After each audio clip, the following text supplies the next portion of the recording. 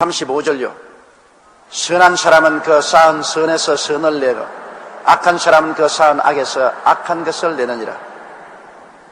선한 사람은 마음속에 선이 차곡차곡 쌓여있기 때문에 입을 열면 그냥 선한 것이 나와요. 그러나 악한 사람은 마음속에 죄악이 차곡차곡 쌓여있기 때문에 입만 열면 입에서 악한 것이 나와요. 이러므로 우리 속에 무엇이 차였는가 여러분 생각해 봐야 되는 거죠. 저에게 신앙상담 올 때 담배 피는 사람들이 굉장히 양추질을 많이 하고 와요. 막 잇몸에 막 피가 나도록 양추질을 하고, 그러고 이제 냄새 안 날 것이라고 전화 오는데, 저같이 일평생에 담배라고 피워본 적이 없는 사람은 대번에 알아봅니다. 왜? 그동안 오랫동안 담배를 피웠기 때문에 니코틴이 이빨에만 있는 거 아닙니다. 그 얼굴에 있는 모든 세포 속에도 다 니코틴이 들어있어요. 머리카락 속에도 다 니코틴이 다 묻어있어요. 옷도 다 내게 올 때는 갈아입고 옵니다. 오는데 손톱 밑에 니코틴이 다 들어있어요. 그러므로 담배 안 피는 차가 와서 주여, 아유, 담배 냄새가 온몸에 확 납니다. 내내 담배를 피웠기 때문에 그 담배가 몸에 째려 있는 것입니다. 그러므로 일시적으로 양추질을 한다고 담배 냄새가 없어진 건 아니죠. 그렇기 때문에 담배 피는 여러분은 제게 올 때 아주 솔직하게 핀다고 말하고 오세요. 담배 피기 때문에 천당 못 가는 것은 아닙니다. 담배 피기 때문에 폐암이나 장암이나 고혈압이나 당뇨병이나 중대한 병에 걸려 죽을 위험이 많기 때문에 피지 말라는 것입니다. 그리고 그 사람이 담배 피움으로 가족들이 간접 흡연을 해서 죽어요. 왜냐하면 내가 요사이 안수기도 한데 너무나 많은 여성들이 폐암에 걸렸습니다. 내가 아주 놀랄만한 정도로 많은 부인들이 폐암이 걸려서 내가 물어보면 담배 피우느냐? 전혀 담배 안 피웠어. 왜 그러냐? 남편이 집에서 늘 담배 피우니까. 그러므로 남편이 담배 피는 것을 간접으로 흡연하는 것이 더 나쁩니다. 그래서 부인들이 억울하게 폐암이 걸려서 죽어가면서 내게 안수기도 받으러 와요. 여러분 집안에서 남편이 방에서 담배 피거들랑 용서하지 마세요. 정 피우고 싶으면 밖에 나가 피워야 돼요. 문 밖에 나가서. 왜? 자기는 담배 절기지만은 그 담배 연기 때문에 아내와 자식들 다 죽이는 겁니다. 담배는 무시무시한 독약입니다. 그 독을 왜 피우는지 내가 알 수가 없어. 그 자기 몸에 그냥 독을 갖다가 그냥 니코틴을 갖다 퍼붓고 근처에 있는 자기 아내와 자식들 다 죽이고, 그러기 때문에 담배를 못 피우라는 것입니다. 그 담배가 몸에 전부 세포 조직까지 여기에 전부 담배 니코틴이 있기 때문에 뭐 딱 오면 벌써 냄새가, 담배 냄새가 확 나요. 이처럼 악한 사람은 그 영도 마음도 몸도 악이 전부 다 짜려 있어요. 그러므로 이 사람이 몸에 악이 꽉 들어 차니까 입에서 나오는 말이 선한 말이 나올 수가 없습니다. 옛날에 불광동에서 제가 목회할 때 유모 씨라고 10년 동안 알코올 중독된 사람이 교회에 나오기 시작했는데, 그분 왔는지 안 왔는지 내가 대만히 알아요. 그분이 쓱 들어오면 온 교회가 술 냄새가 꽉 들었어요. 그때 교회라 해봤자 천막 치고 25명 들어앉는 조그마한 곳이니까요. 그분이 쓱 들어오면 막 술 냄새가 교회에 확, 술독이요, 술독. 그 몸에 그냥 술독이 되어서 그 입에서 막 술 냄새가 그냥 확 나죠. 지금도 너무나 내가 인상이 깊어서 그 이야기를 해요. 자기는 술에서 상당히 깬 줄 알고 내게 와서 이야기를 하는데 막 입에서 막 술 냄새가 확 나는 겁니다. 왜? 그 몸이 술독이 되었으니까 술 냄새가 안 날 수밖에 없죠. 사람들은 만나서 한 5분이고 10분이고 이야기해보면 그 사람의 인격이 대번이 그 말로서 드러납니다. 악한 자는 그 입에서 나오는 말이 아무리 위선을 해도 악이 꽉 들어차 있습니다. 선한 말이 안 나오죠. 그러나 착하고 선한 사람은 그가 늘 착하고 선한 것이 쌓여있기 때문에 어떻게 하든지 그 입에서 말하는 것 듣고 있으면 착하고 선한 것이 넘쳐나는 것입니다. 그러므로 말이란 굉장히 중요합니다, 여러분. 말은 그 인격이 밖으로 울려나오는 소리인 것입니다. 우리가 예수를 믿고 신앙이 속에 들어와서 성령이 충만하면 대만이 합니다. 그 입에서 나오는 말이 늘 예수님 말이 나옵니다. 늘 예수님 말이 나와요. 그래서 예수 믿기 전에 아주 동창들, 개 모임 이런 데 가서 농담도 잘하고 세상 여행도 잘하는 사람이 예수 믿고 난 다음 그 다음 그곳에 가서 늘 입만 열면 교회 이야기, 하나님 말씀 이야기, 그 다음에 우리 교회 목사님 이야기, 교회 얘기하니까 너 재미없다. 너 교회 나가더니 영 사람 달라졌다. 재미없는 사람들.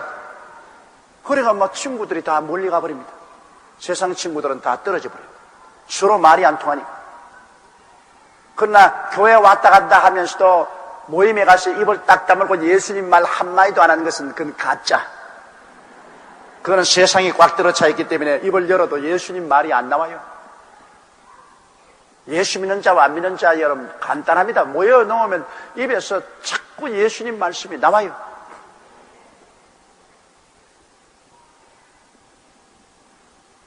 이번에 김대중 대통령께서 워싱턴 방문했을 때 국회에서 연설하면서 예수님이 나를 죽음에서 건져주셨다는 간증을 했습니다. 난 그 간증을 들었을 때 저분 진짜로 예수 믿는 사람이다. 미국 국회에서 그가 가톨릭이든 신교든 그건 교단 말할지 말고 국회에서 온 세계가 다 보고 있는 텔레비전 앞에서 예수님이 어떻게 나를 구원해 주시고 살려주셨다는 그 이야기를 하는 것은 그 속에 예수님이 가득 찼기 때문에 그런 것입니다. 그러나 어떤 대통령은 5년 동안 있으면서 한 번도 라디오 텔레비 앞에서 예수 그리스도에 대한 이야기를 안 했습니다. 그렇게 하라고 권면을 해도 안 했습니다. 왜냐? 속에 예수님이 없기 때문에 그런 것입니다. 있으면 말을 하지요. 속에 예수님이 안 계시기 때문에 형식과 의식만 옷으로 입었기 때문에 입에서 안 나오는 거죠. 난 정말 감사한 것은 현재 우리 대통령께서 정말 예수님을 알고 예수님을 사랑하고 섬기는 분이기 때문에 하나님이 함께 역사해주고 계신다는 것입니다. 그래서 우리 한국의 소망이 있어. 가톨릭이냐 신교냐 그것은 둘째 문제입니다. 속에 예수님이 계시냐 안 계시냐 그걸 물어봐야 돼요. 예수님이 계시면 여러분 가톨릭이나 신교나 그리스도 때문에 구원받습니다. 나는 가톨릭이기 때문에 구원만 받고 나는 신교이기 때문에 구원받는다. 그런 것 없습니다. 예수님이 속에 계시면 구원을 받고 예수님이 속에 안 계시면 구원을 못 받는 것입니다. 예수님이 중요하지 다른 게 중요한 거 아닙니다. 36절요. 내가 너희에게 이르노니 사람이 무슨 무익한 말을 하든지 심판날에 이에 대하여 신문을 받으라.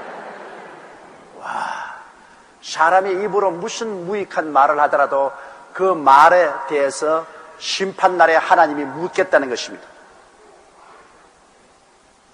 예수 안 믿는 사람은 물론 심판날에 지옥에 가니까 그거 가지고 물을 필요 없어요. 우리 예수 믿는 사람은 우리가 구원을 받았으니까 심판날에 무슨 심판 받느냐? 상급 심판을 받습니다. 내가 상을 더 많이 받을 것이냐 상을 못 받을 것이냐 그게 점수를 매기는데 그 점수에 중요하게 주님께서 참조하겠다는 것은 뭐냐? 우리 입에서 나오는 말로서 하겠다. 그러면 우리가 주님을 믿으면서 세상에 다니면서 쓸데없는 말만 자꾸 하고 돌아다니면 점수가 막 깎이는 거예요. 그게 나중에 여러분 상 받을 것 없어. 그러나 입술을 통해서 여러분 하나님을 찬미하고 전도하고 하늘나라 영광을 위해서 많이 말을 하면 그게 점수가 막 올라가서 나중에 여러분께서 큰 상을 받을 수가 있어요. 요 사이는 여러분 각 회사마다 연봉제를 하고 있어요. 월급을 받는데 연봉제로 받아요. 1년에 3천만 원이다. 1년에 5천만 원이다. 1년에 1억이다. 이렇게 연봉제로 해서 12달로 나누어서 받아요. 그럼 그 연봉제는 매년마다 새로운 계약을 체결해요. 월급책. 어떠냐? 그가 정말 여러 가지 점수제를 해가지고서 1년 동안 일할 동안에 그 점수가 평균점보다 많으면 그 연봉이 더 올라갑니다. 그러나 그 점수가 떨어지면 작년에 받던 월급보다 그러면 더 떨어집니다. 그러니까 연봉제는 그가 그 회사나 그 정부기관을 위해서 일한 그 열매를 보고 많은 열매 맺으면 많이 올려주고 열매를 많이 못 맺으면 깎이고 점수제죠. 여러분의 연봉은 결정은 주님 심판대 앞에 설 때 나옵니다. 영원한 우리의 인생에 주님께로부터 얼마나 영광을 얻고 살 것이냐, 어느 정도 영광을 얻고 살 것이냐, 그것은 주님이 계산하는데 그 중대한 계산 재료가 입에서 나오는 말이라는 것입니다. 말 잘못 쓰면 영원히 사는 하나님의 축복에 많이 감해질 것입니다. 말 잘하면 많이 플러스가 될 것입니다. 뭐 예수 안 믿는 사람이야 원래 이 판 저 판 지옥판입니다. 그러니까 뭐 어떻게 했든 뭐 그 말에 대해서 상급은 안 따르죠. 제일 중요한 것은 우리 믿는 자들이 이 말 조심을 해요. 말을 삼가하지 않고 그대로 해본데 뭐 세월이 지나고 다 잊어버리는데 누가 할 것이냐. 요 사이 잊어버리십니까? 요 사이 뭐 우리 녹음기로서 인간 세계에도 말 녹음하는 것 참 옛날한 것도 지금 현장에서 다 나옵니다. 하나님께서 우리의 모든 언어 심사 행동을 전부 녹음 녹화해 놓고 있습니다. 그러니까 뭐 하늘나라에 가서 뭐 감출 거 하나도 없어요. 전부 다 드러나요. 명명백백하게 드러나요. 그러나 감사하게도 예수를 믿는 사람들은 우리의 흉악한 죄는 예수 그리스도의 보혈로 다 씻어버리고 다 테이프를 지워버렸습니다. 오직 주님께서 우리에게 상을 많이 줄 것이냐 상을 적게 줄 것이냐 상급 심판을 할 때 우리가 어떻게 행동하고 예수 믿고 살아왔는가, 하늘나라 위해서 어떻게 큰 공로를 세웠는가. 마태복음 12장 38절부터 있는 말씀을 읽겠습니다. 그때 서기관과 바리새인 중 몇 사람이 말하되 선생님이여 우리에게 표적 보여주시기를 원하나이다.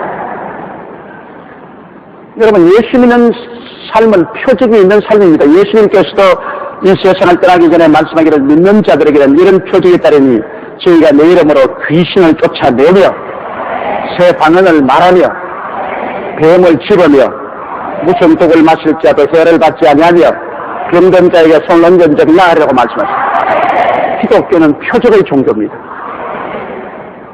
그러므로 우리가 하나님을 섬기고 경배하고 하나님 나라를 받들기 위해서 필요할 때는 표적을 주시지만은 절대로 섞여서 하는 식으로 하나님이 사람들에게 내가 하나님이라는 것을 보여주기 위해서 요술 방망이 하듯이 그런 표적은 비도덕적이고 비윤리적인 것입니다. 그건 하나님 절대로 안 보여줍니다. 표적이라는 것은 장난이 아닙니다. 표적이라는 것은 하나님의 사람의 영혼을 구원하기 위해서, 사람을 고통에서 해방시키기 위해서, 하늘나라를 확장하기 위해서 필요한 것이지 사람들의 호기심을 만족시키기 위해서 하나님은 절대로 표적을 행하지 않습니다. 이 바리새인이나 서기관들이 자기들의 호기심을 만족하기 위해서 예수님이 하나님 아들이고 많은 역사를 하니까 어디 우리 재미 좀 보게, 우리 좀 즐겁게 호기심을 채우게 표적을 좀 보여주소서. 이런 못되고 비윤리적인 요청이 어디에 있습니까? 하나님의 움직임은 장엄하고 거룩하십니다. 하나님이 역사하는 것은 무슨 세상에 무슨 재미나 보고 호기심이 나고 시장바닥에서 사람들에게 요술 부리는 같은 그런 식의 역사를 하나님이 아니십니다. 하나님은 장엄하시고 거룩하심이 하나님이 표적을 주시더라도 표적은 어떤 사람의 인기를 위해서, 돈벌이를 위해서, 장난을 위해서, 호기심을 위해서 주는 표적은 아닙니다. 사람을 살리기 위해서, 고통에서 해방시키기 위해서, 하늘나라를 확장하기 위한 장엄한 목적하에서만 표적을 주는 것입니다. 그러므로 예수 믿는 사람에게는 원래 표적이 있게 되어 있어요. 우리가 다 예수를 믿으면 귀신을 쫓아내게 되어 있어.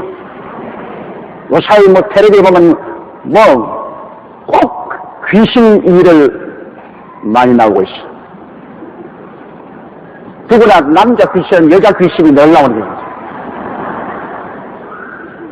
요사이 여러분 심야 텔레비 들어보시면 무슨 프로그램에 전부 귀신 나오는 거예요.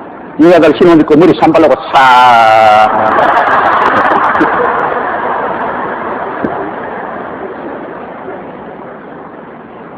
세상 사람들은 그게 두려울 것입니다. 그런데 실제로 귀신이 있다고요. 그러나 우리 예수 믿는 사람은 우리 속에 하나님의 성령이 와서 계시고 우리가 영생을 가지고 있기 때문에 우리들은 귀신보다 단계가 높습니다. 그러므로 큰 돌멩이하고 적은 돌멩이하고 부딪히면 적은 돌멩이가 물러가듯이 우리하고 귀신하고 부딪히면 귀신이 물러가게 돼 있어요.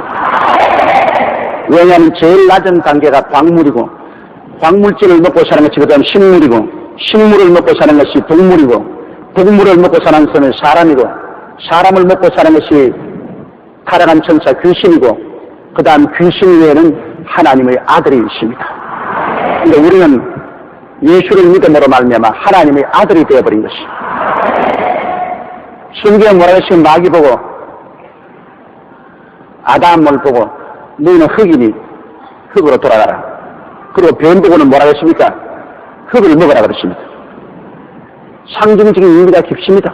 사람 보고는 너희는 흙이니 흙으로 돌아가라고 했고 그리고 뱀 보고는 너는 평생토록 데려다니고 흙을 먹으라 했으니까 마귀가 영적으로 말한 자는 사람을 지배하게 됩니다. 사람을 잡아먹고 사람을 지배하게 되죠.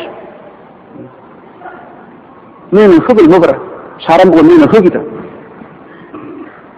그러나 우리 예수 믿는 사람은 흙이 아닙니다. 우리는 영입니다. 거듭나서 하나님의 자녀가 되고 신령한 사람이 되고 그러므로 우리는 보통 사람에서 뛰어넘어서 이제는 하나님의 아들의 반열에 들어갔기 때문에 뱀과 정갈을 밟으며 원수의 모든 능력을 제어할 권세를 주신 것입니다. 그러므로 여러분 텔레비에 싹 나와도 머리가 쭈뼛쭈뼛하지 마세요. 여러분 속으로 내가 저기 가 있으면 나사렛 예수 이름으로 문제없이 자락제끼는 우리 주 예수 이름으로 너희 귀신아 묶음을 받을지어다 하면 여자 귀신 남자 귀신 다 달아나버리고 아무것도 남지 않는다. 우리 주를 믿는 사람이 귀신을 겁낼 리가 아무것도 없습니다. 마귀를 대적하라 그러면 제가 너를 피하리라. 우리가 열심히 예수 믿고 신령한 생활을 하면 귀신을 쫓아내는 것은 당연한 일이죠. 방언은 표적입니다. 방언은 하나님의 성령이 나와 같이 계신다는 표적이요. 이제 하나님은 유대인의 하나님뿐 아니라 온 만민, 세계 만민의 하나님이라는 그 표적으로서 방언을 말하게 하는 것입니다. 방언은 또한 우리와 하나님과 직접 기도하는 기도의 수단도 되는 것입니다. 이러므로 방언도 하나의 큰 표적입니다. 방언이 뭐 자기 힘으로 하나요? 성령이 우리 영을 통해서 말씀하는 것입니다. 그 다음 뱀을 집으며 여러분 사람들에게 구경시켜주려고 뱀 집었다가는 영락 물려서 죽습니다. 천 독을 마실지도 해를 받지 아니하며 나는 이 말씀을 기억할 때마다 옛날 생각이 납니다. 옛날에 남편이 그냥 교회 간다고 부인과 자식들을 굉장히 핍박을 하니까 부인이 그냥 화가 머리까지 나가지고서 하나님이 살아계신 걸 보여주겠다고 남편 앞에서 독을 명약을 가지고서 자기하고 자녀들 다 먹고 난 다음 다 죽어버리시고, 그런 분노 중에 쇼로서 보여주겠다는 것은 하나님 표적을 나타내지 않습니다. 내가 복음 전가하는데 나를 죽이려고 원수들이 몰래 먹는데 독을 타넣었다. 그 독은 먹어도 우리는 해를 받지 않습니다. 하나님이 같이 계시기 때문에. 나는 그런 감정을 너무나 많이 들었습니다. 선교사로서 일하는 사람들이 복음을 전가하는데 동리에서 그 사람 죽이려고 물에다가 독을 타놨는데 목이 말라서 그 독을 마시고도 거기에서 예배 다 인도하고 유유히 살아서 왔는데 나중에 알고 보니 그 물에 죽이기 위해서 독을 탄 물이었는데 괜찮았다. 그런 것. 저는 내 눈으로 직접 독을 마시고 안 죽은 것은 6.25 사변 때 이북에서 피난 나온 어린 소년대 경주에 집회를 갔는데 제가 평신도에 됐습니다. 제가 루피리샤라 목사님 부흥회 통역을 갔는데 걔가 나무 집에서 일을 하고 있는데 주인이 너무너무 무서워요. 12, 13살쯤 되는데 한경도에서 내려오는데 너무나 불쌍하더라고요.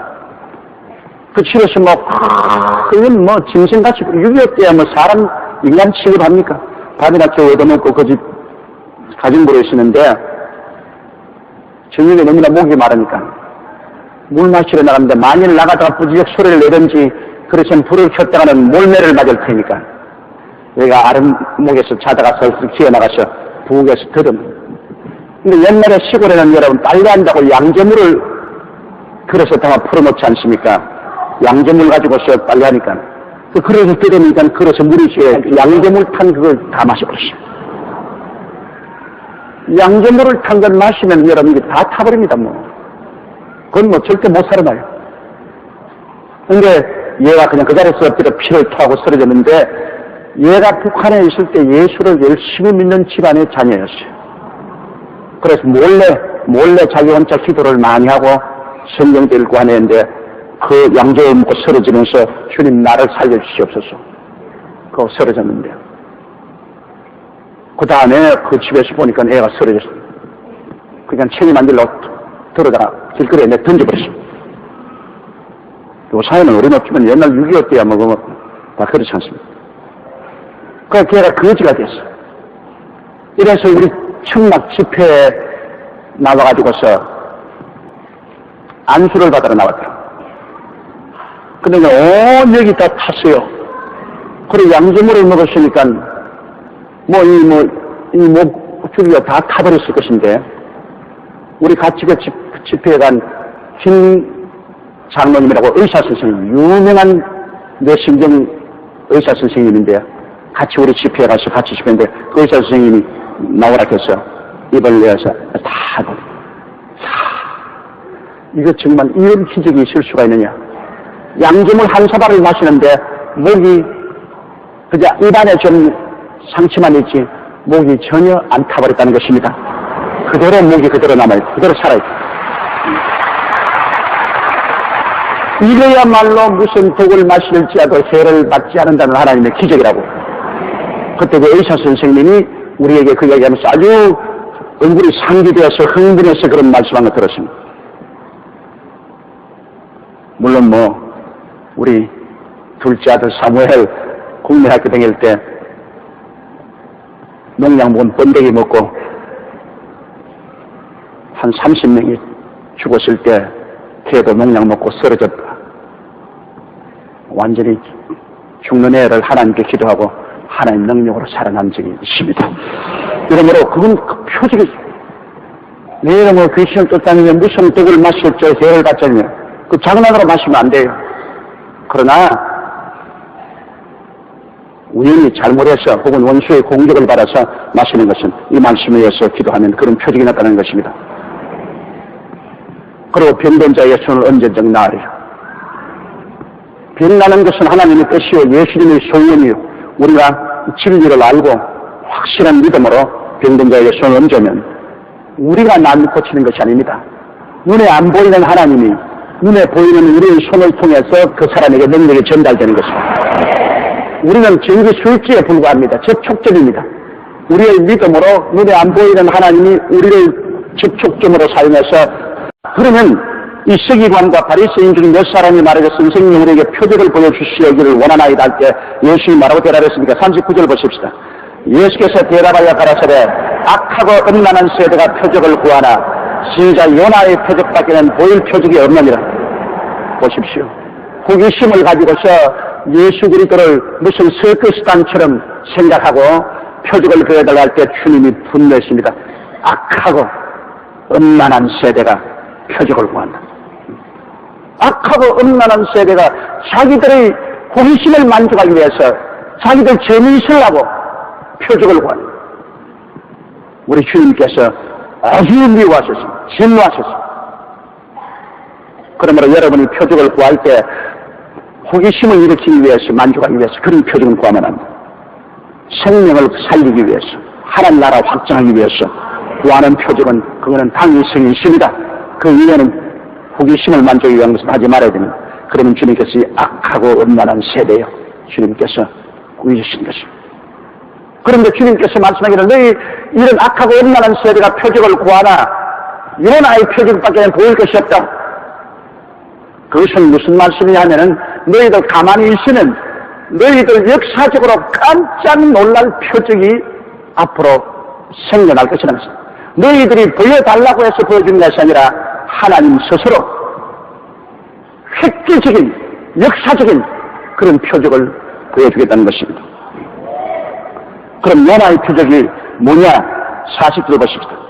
요나가 밤낮 사흘을 큰 물고기 뱃속에 있었던 것 같이 인자도 밤낮 사흘을 땅속에 있습니다. 자, 주님께서 안 믿는 세대에 보여주는 결정적인 표적은 이것이라는 것입니다. 요나가 니느웨로 가라 그런데 다시 서로 도망치다가 폭풍우를 만나서 배에서 던짐을 받아내 물고기가 요나를 삼켜버렸지 않습니까? 요나가 밤낮 사흘 동안 물고기 뱃속에 있었습니다. 이거 표적이 아니고 뭡니까? 이게 보통 기적이 아니고는 물고기 뱃속에 사흘 동안 살아남을 수 없어요. 물고기 뱃속에 들어가면 물고기에 소화액이 나와서 싹 녹여버리지. 요나가 녹여서 뼈만 남아야 될 것인데 사흘 동안 물고기 뱃속에서 살아있었어요. 하나님이 요나는 물고기 뱃속에서 살아있어야 된다고 하니까 아무리 요나 위에 수돗물같이 위액이 쫙 쏟아져도 요나가 녹아지지 않아요. 물고기는 괜히 배가 고파가지고서 배에 뭐 하나 떨어지면 먹었더니만 소화불량증이 걸려가지고서 이거 뭐 물에 올라도 소화가 안 되고 물 바닥으로 내려가도 소화가 안 되고 그냥 발구등을 치고 거꾸로 섰다가 또 돌아섰다가 해도 소화가 안 돼요. 여러분 우리가 아무리 환란의 물고기 뱃속에 들어가도 하나님이 우리가 같이 계시면 소화 안 되는 것입니다. 하나님 같이 안 계시니까 환란을 만나서 소화가 되어버리지. 우리 예수 믿고 기도하는 사람은 아무리 환란을 만나도 환란의 뱃속에 들어가도 소화 안 됩니다. 살아남아요. 살아남아요. 하나님 믿고 기도하는 백성이 환란에서 여러분 사라집니까? 안 사라집니다. 환란을 통해서 더 강해지고 더 신앙이 굳세어지고 더 영광스럽게 살아나게 되는 것입니다. 주를 믿는 사람들에게는 IMF란 이 물고기가 와서 우리를 아무리 들어 마셔도 우리 소화 안 돼요. 걱정하지 마세요. 계속해서 회개하고 하나님 중심으로 서서 기도하면 어떠한 환란도 우리 소화 못하는 것입니다. 그게 표적이요. 믿는 자와 믿지 않은 자의 표적이 뭡니까? 안 믿는 자는 이 환란에 들어가면 소화되어버려요. 그러나 믿는 자는 소화가 안 됩니다. 그 예수님께서 표적을 구하는 바리새교이나 서기관들에게 너희들 요나의 표적밖에 그거는 요나는 잘 알거든. 유대인들이 요나처럼 나도 밤낮 사흘 동안 땅속에 있으라. 예수님은 이미 죽으셔서 무덤에 들어갔다가 사흘 만에 부활하실 것을 그들에게 말씀하신 것입니다. 예수님이 이 땅에 오신 것은 여러분 실제로 우리 위해서 제물되기 위해서 오신 것입니다. 죽으러 오신 거예요. 예수님 살러 오신 것이 아니라 하나님의 어린 양을 보라 했는데 어린 양은 제물입니다. 속죄제물, 속건제물, 번제물 그리고 화목제물, 감사제물, 구약에 드리는 그 수많은 짐승을 잡아 피를 흘린 제물이 바로 예수님이 오셔서 십자가에 우리 위한 영원한 제물이 될 것을 상징적으로 보여주신 것입니다. 예수님이 이 짐승의 제물을 대신해서 완전한 제물로 오셔서 하나님과 사람 사이에 있는 죄를 다 용서하시는 속죄 제물이 되고, 사람과 사람 사이에 지은 죄를 다 용서하는 속건 제물이 되고, 그리고 우리 스스로가 하나님 앞에 부족하고 연약한 것을 다 용서하는 번제물이 되시고, 하나님과 화목케 하는 화목제물이 되시고, 하나님께 감사드리는 감사제물이 되소서. 예수님이 우리의 완전한 제물이 되어버렸기 때문에 오늘날 우리들은 짐승을 잡아서 제사 드릴 필요가 없습니다. 예수님 속에 그 제물이 다 완성되었으므로 우리가 예수를 믿고 예수님을 감사하고 찬양하면서 하나님께 나가면 그 예수 그리스도를 믿고 예수님을 찬양하는 그것이 우리의 제사가 되는 것입니다. 찬미의 제사. 예수님께 감사하고 예수님을 늘 찬미하는 이게 제사가 돼요.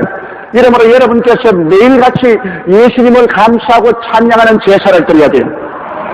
십자가에 못 박여 피 흘리신 예수 그리스도를 믿고 감사하고 찬미하는 제사는 하나님이 너무나 기쁘시게 바라시는 것입니다. 우리는 제사 안 드리는 게 아닙니다. 우리는 입술로 제사 드리는 것입니다. 예배와 찬송으로 제사를 드리는 것입니다. 이 제사를 우리가 끊임없이 드릴 때 하나님은 우리를 41절요. 심판 때 니네웨 사람들이 일어나 이 세대 사람을 정죄하리니 이런 그들이 요나의 전도를 듣고 회개하였으면요 요나보다 더 큰 이가 여기 있느니라. 하나님의 심판날에는 이 니네웨 사람들이 일어나서 예수님 당시의 바리새인이나 사두개의 그 세대를 심판해 주셔서 오늘 우리들도 심판할 줄 몰라요. 그때 사람들이. 왜? 우리는 요나가 와서 회개하라고 외침에 그 말씀 듣고 회개했다는 것입니다. 우리는 요나의 설교를 듣고 우리는 회개했다. 그런데 너희는 요나보다 더 큰 하나님의 아들 예수님의 설교를 듣고도 회개를 안 했으니 심판받아 마땅하다는 것입니다. 선지자 요나의 말을 듣고도 회개를 했는데 예수님이 직접 오셔서 하나님의 아들 요나보다 얼마나 큰 요나를 만드신 그 하나님이 오셔서 이 세대에 와서 복음을 지는데도 회개하지 않으시니 이민의 사람들이 나서 너희들은 심판받아야 마땅하다. 그렇게 심판하실 것이라는 것입니다. 정말 마땅한 말이죠. 예수님이 친히 오셔서 전도했는데도 안 믿었으니 정말 그 와락함이 얼마나 큽니까? 또 42절에요. 심판 때 남방 여왕이 일어나 이 세대 사람을 정죄하리니 이런 그가 솔로몬의 지혜로운 말을 들으려고 땅끝에서 왔으니요 솔로몬보다 더 큰 이가 되기 있느니라. 하나님 심판 때 에티오피아 여왕이 일어나서 심판할 것이다. 왜? 그는 솔로몬의 그 이야기를 듣고 솔로몬의 지혜와 솔로몬의 지식과 그 통치를 보기 위해서 에티오피아에서 많은 사람을 거느리고 예루살렘까지 와서 보고 자기가 들은 것은 현재 보는 것 반도 안 되었다고 그렇게 감탄을 했습니다. 그렇게 솔로몬의 지혜를 듣고 보고하기 위해서 에티오피아에서 그까지 여왕이 왔는데 예수님 말하기를 나는 솔로몬보다 더 큰 자가 여기 와 있는데 나의 말을 듣기 위해서 모여와서 귀를 기울이지 않기 때문에 그 여인이 솔로몬의 영광을 보러 온 그 여왕이 이 세대를 심판할 것이라고 말했습니다. 솔로몬은 인간이죠. 예수님은 하나님 아닙니다. 솔로몬 지혜를 듣기 위해서도 오는데 하나님 직접 육신으로 오셔서 말씀을 전하는데도 그 말에 귀를 기울이지 않기 때문에 나중에 그 에티오피아 여왕이 일어나서 세대를 심판할 것이다. 나는 솔로몬의 지혜를 얻기 위해서 수백 리를 걸어서 예루살렘까지 왔는데 너희들은 하나님 아들이 와서 직접 가르치는데도 그 말씀을 듣지 않으시니 나쁜 사람, 고약한 사람, 심판받아야 마땅한 사람이라고 그렇게 말할 것입니다. 이러므로 여러분 오늘 이 세대, 우리가 사는 이 세대도 하나님의 성령이 임하셔서 하나님의 성령이 교회를 통해서 그렇게 구원을 받으라고 외침에도 불구하고 이를 거부했으면 심판받아야 마땅합니다. 왜? 여러분은 그 동일한 성령의 음성을 듣고 회개하고 예수를 믿었는데 똑같은 이 세대에서 난 사람들은 똑같은 말씀을 듣고도 그를 거부해 계시니까 그건 심판받아야 마땅할 것입니다. 이러므로 우리가 성령의 음성을 듣고 우리 마음이 열리고 예수님을 구주로 모시게 된다는 것, 이거 신기한 일입니다. 이거 참 놀라운 일입니다. 여러분께서 예수님을 눈으로 본 적도 없고 만진 적도 없는데 보는 것보다 만진 것보다 더 뜨겁게 사랑하고 그리스도를 바라보고 믿고 구원을 얻고 즐거워하는 것은 이 성령이 여러분에게 가르쳐 주었기 때문인 것입니다. 여러분 스스로가 깨달은 것은 아닙니다. 성령이 깨닫게 해주신 것입니다. 사람은 태어날 때부터 하나님을 알고 하나님을 만나고 싶은 그 마음이 있어요. 원형이 있어요. 이거는 경험하기 전에, 이미 태어나기 전에 선천적으로 우리 사람 속에는 하나님을 찾는 마음이 있어요. 왜냐하면 하나님이 형상과 모양이기 때문에. 그렇기 때문에 복음을 들으면 그 마음에 있는 그 하나님을 찾는 마음이 살아 일어나서 예수를 모시고 거듭나고 영원한 생명을 얻습니다. 짐승들에게는 아무리 복음을 전해도 안 깨닫습니다. 왜? 그 마음 속에 하나님을 찾는 그 원인이 없습니다. 하나님의 형상과 모양인 그 원인이 없기 때문에 아무리 전해도 말동풍이요. 못 알아듣는 것입니다. 이러므로 역사상으로 여러분, 원숭이가 모여서 절간이나 교회 지었다는 말 없어요.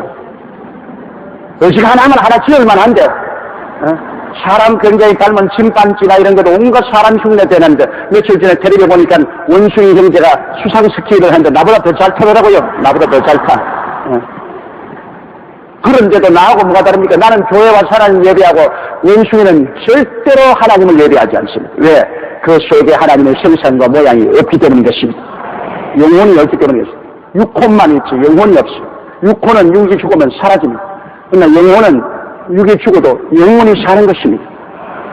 이게 짐승과 사람이 다릅니다. 여러분은 영혼이고 짐승은 육혼입니다. 육은 흙으로 돌아가면 그뿐입니다. 영혼은 하나님의 형상과 모양대로 지었습니다. 하나님의 영이시니 예배하는 자가 신령과 진정으로 예배할지라.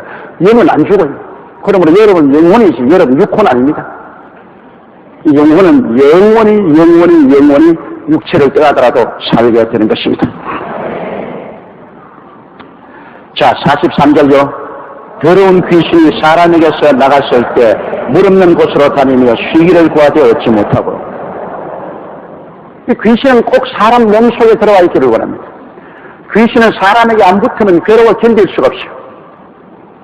귀신의 성격은 꼭 사람에 붙어 있든지 사람 속에 들어오든지 하려고 그래요. 그렇기 때문에 이 세상은 사람들이 귀신과 둘이 같이 살아요. 그러므로 사람들은 많은 모르게 그 사람들은 귀신화되어서 있는 사람들이 많습니다. 자기가 말은 같지만 실상은 귀신이 들어서 말하고 귀신이 들어와서 생각하고 귀신이 들어와서 행동하는 사람들이 많아요. 더러운 귀신은 여러분 그 자체가 더러운 것이기 때문에 사람에게 들어오거나 붙어오거나 해서 끊임없이 더러운 것을 이렇게 솟아오르게 합니다. 더러운 생각, 더러운 말, 더러운 행동을 하게 하니까. 우리 사는 근처에 보십시오, 여러분. 더러운 것이 얼마나 많습니까?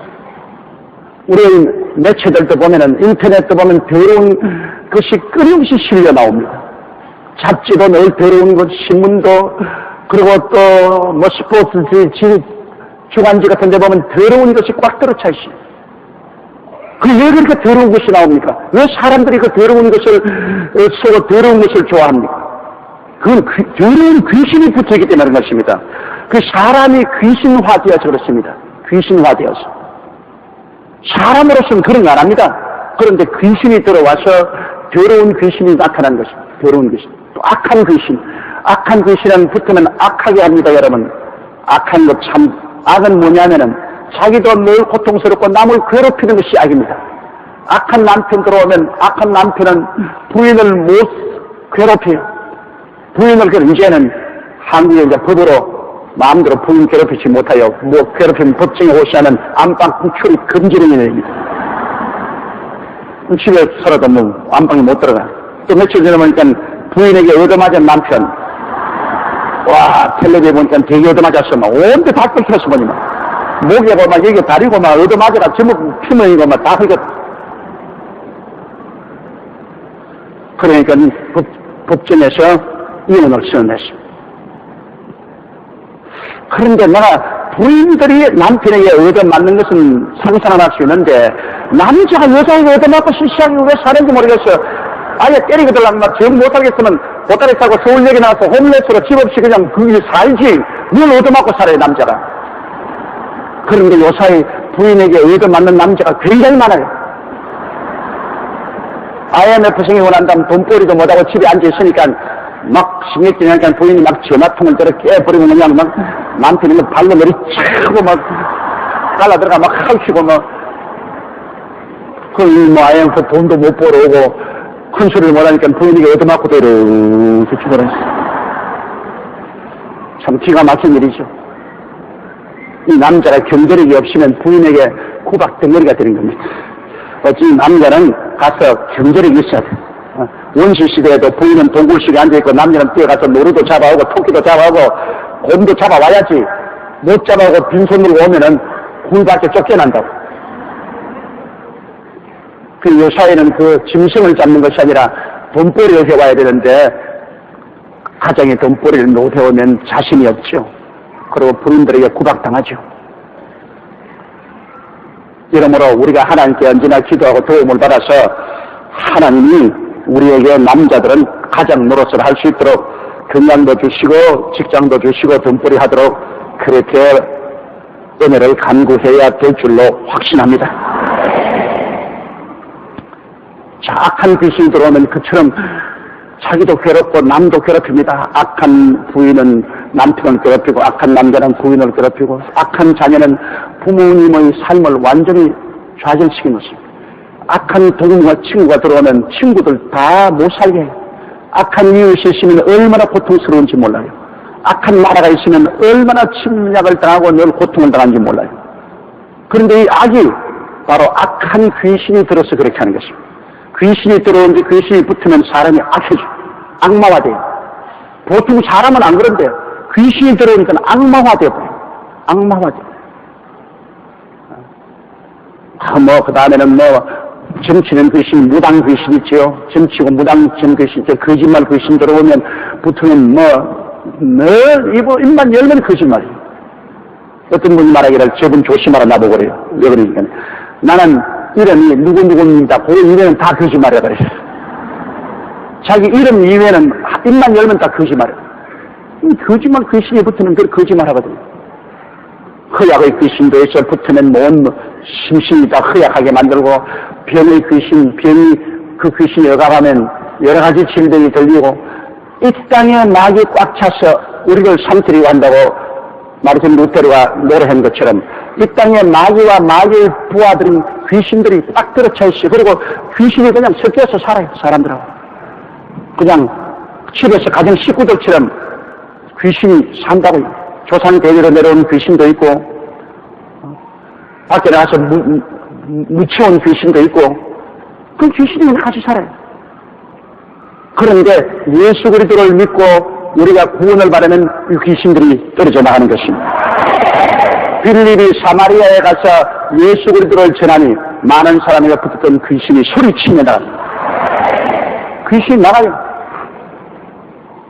귀신이 떨어져 나가면 우리 마음속에 정상적으로 돼요. 깨끗한 사람이 되고 착한 사람이 되고 거룩한 사람이 되고 거짓말 안 하는 사람이 되고 긍정적인 사람, 밝고 맑고 환한 사람이 되고 일찍 변화가 와요. 그래 예수 믿고 오랫동안 변화되는 이유는 예수 믿고 난 다음에 그게 붙었던 귀신들이 쫓겨나가고 새롭게 되는 것을 말하는 것입니다. 물론 성령이 와서 그 사람을 새롭게 하지만은 그를 늘 지금까지 나쁘게 만드는 귀신이 쫓겨나기 때문에 냄새가 안 나죠. 온몸에 여름 땀이 나고 막 더러운 옷을 입고 있던 사람이 목욕하고 싹 면도하고 그 다음에 새 옷 갈아입고 나오면 몸에서 향기가 나잖아요. 더러운 냄새 안 나거든요. 그 예수 그리스도를 통해서 회개하고 보혈로 샤워하고 난 다음에 그 더러운 귀신들이 다 쫓겨나고 성령이 싹 새로운 인격으로 입혀주면 완전히 사람이 달라지죠. 그러므로 예수 믿고 달라진 사람은 얼마나 많습니까? 예수 믿고 완전히 달라집니다. 주는 사람이 있으니까 옆에 사람 보고 말했어. 예수 믿고 달라집시다.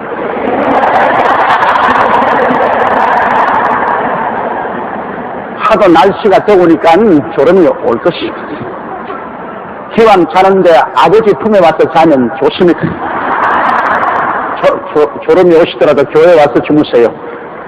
그러면 자기도 모르는 사이에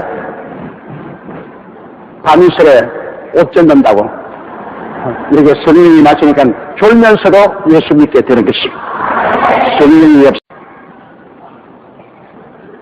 44절요. 이에 가로되 내가 나온 내 집으로 돌아가리라 하고 와보니 그 집이 비고 소재되어 수리되었거든.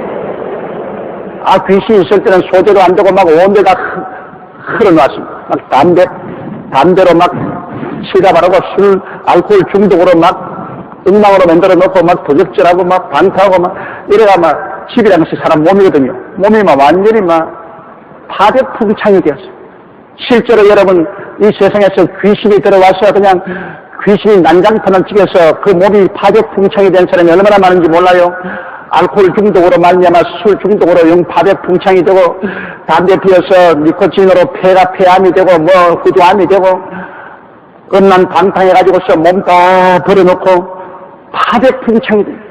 이런 사람들이 교회 와서 예수를 믿고 난 다음에 다 술도 끊고 담배도 끊고 세상 끊고 다 소지하고 정리되었으나 문제는 주인이 딱 들고 차고 앉아야 되는데 그 주인이 누구냐? 예수님이신 것입니다.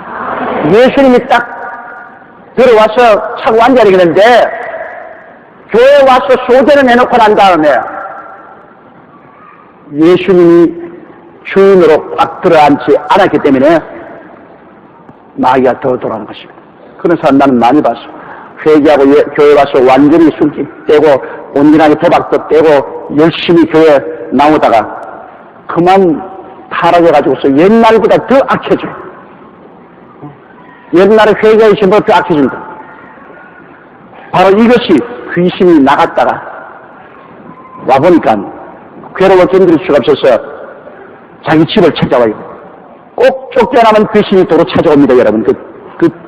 그렇기 때문에 귀신 쫓아내고 난 다음에 예수님을 중심으로 섬기고 있지 아니하면 꼭 돌아와요. 돌아보니까 주인이 없거든. 주인이 없어. 그래서 45절요. 이에 가서 저보다 더 악한 귀신 7을 데리고 들어가서 그 안이 그 사람의 나중 형편이 전보다 더욱 심하게 되느니라. 이 악한 세례가 또한 이렇게 되려. 그는 나중에 자기 혼자 들어왔다는 게 있거든. 그 악한 귀신 7놈을 데리고 집에 들어왔니 막 집에 이제는 막 북치고 장구치고 야단 났습니다. 완전히 전에보다 더 나빠졌어. 전에 한 놈 들어왔으니 7놈 들어왔으니까 얼마나 더 복잡합니까? 주님께서 이 세대가 예수님이 들어온 것을 예수님이 와서 그들을 청소해 주었는데 예수님을 주인으로 모시지 않고 예수님을 십자가에 못 박고 쫓아내니까 전에보다 더 악한 귀신이 들어와서 더 악해지겠다고 말한 것입니다. 옛날에 내 여동생이 부산서 살았는데 그 어머니가 시어머니가 예수를 안 믿고 점치고 무당하는 걸 좋아했어. 그러다가 우리 동생네 가족이 서울로 옮겨와서 여기 초원 아파트에 들어와 살게 됩니다. 하루는 그 시어머니가 친구들 데리고 아주 점 잘 치는 여자를 데리고 와서 점을 치는데 이 귀신이 와서 딱 천정에 앉아가지고서 이야기를 해요. 그러면서 이야기를 합니다.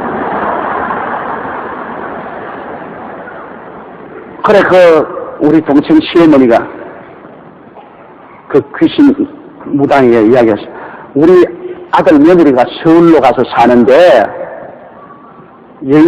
서울 여의도의 초원 아파트에 가서 사는데 어떻게 사는지 한번 보고 오면 좋겠다. 그러니까 또 무당이 뭐 이렇게 하니까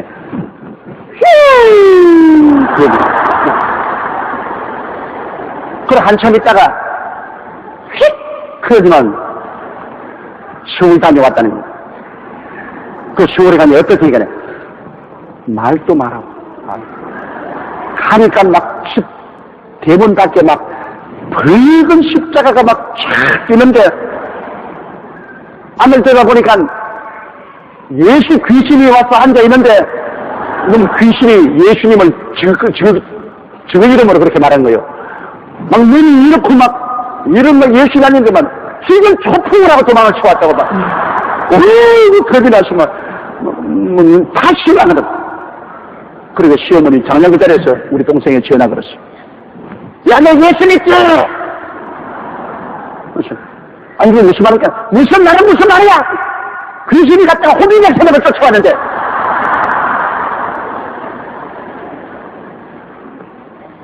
예수님이 구주로 모시고 주인으로 모시니까 귀신이 와보니까 그 집에 예수님이 딱 붙이고 앉아있어. 예수님 붙인, 그 귀신이 뭐 놀래가지고서 도망을 치. 우리의 마음에 예수님이 모셔서 딱 앉아있으면 귀신이 한 길로 왔다 7길로 도망치는 거야.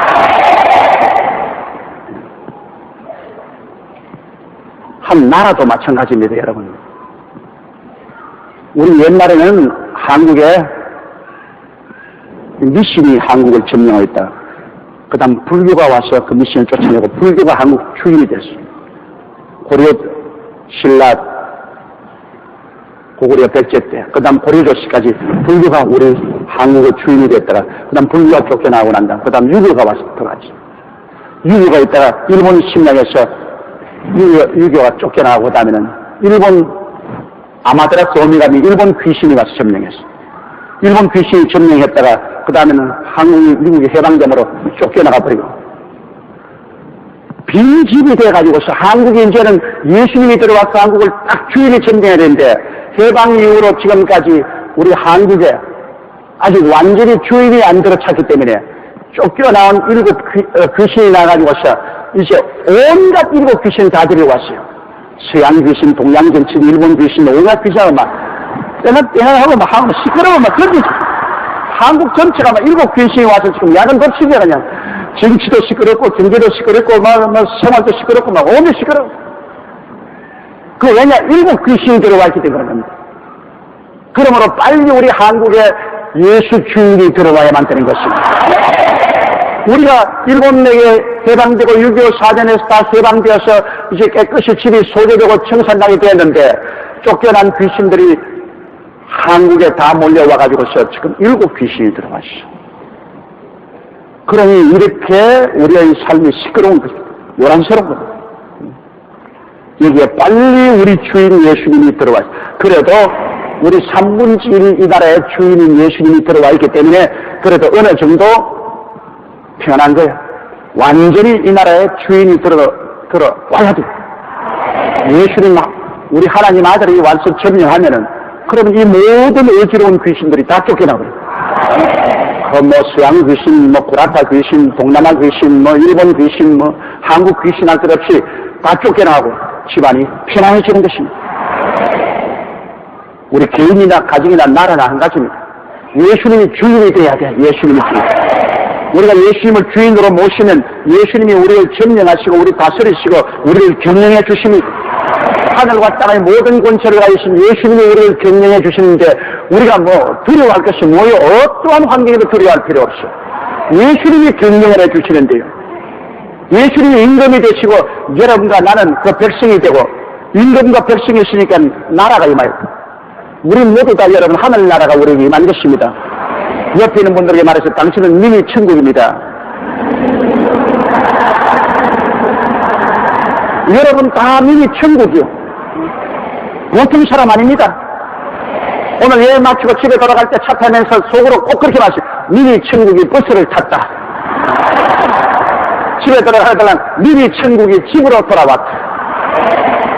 밥을 먹을 때는 미니 천국이 밥을 먹는다. 여러분 미니 천국입니다. 미니 천국인데 어제 감히 마귀가 와서 여러분을 점령하고 다스리겠습니까? 여러분 속에 주님이 임금으로 계시고 주인이 계시고 여러분은 그를 섬기는 백성이요 종으로서 하늘나라가 임하였으니 하늘나라에는 하나님의 오중보응과 삼중 축복이 다스리는 것입니다. 우리가 예수 믿고 어떠한 사람이 되었는가를 확실히 알아야 돼요. 우리 보통 사람 아닙니다. 우리는 왕같은 제사장들이요 거룩한 나라요 그 소유된 백성입니다. 누구든지 그리스도 안에 있으면 새로운 피조물이라 이전 것은 지나가시니 보라 새 것이 되었도다. 세상에 속하던 육의 사람은 지나고 이제는 신령한 사람이 되어서 모두 다 눈이 천국이 돼 있다. 그러므로 천국 생각을 하고 천국 말을 하고 천국 노래를 하고 천국 책을 읽고 천국에 기도하고 천국의 권능으로 사는 것이 우리들입니다. 여러분과 나는 세상에 살지만은 세상으로 인하여 살지 않습니다. 천국의 능력으로 사는 것입니다. 예수 이름으로 살죠. 우리는 기도와 믿음으로 삽니다. 우리는 땅 보고 살지 않고 하나님 쳐다보고 사는 것입니다. 우리는 떡으로 살지 않고 하나님 말씀으로 사는 것입니다. 세상에다 살아도 우리는 삶의 원천이 다릅니다. 이러므로 우리가 하늘을 쳐다보고 천국의 은혜를 믿고 천국의 왕 예수님이 다스리는 대로 우리가 기도하고 믿음으로 살기 때문에 세상에 아무리 풍랑이 일어나도 그것이 우리가 겁날 것 없습니다. 우리 주님께서 임금으로서 우리에게 와 계시기 때문인 것입니다. 할렐루야. 우리 주 예수님과 아버지께 한번 박수로 감사합니다.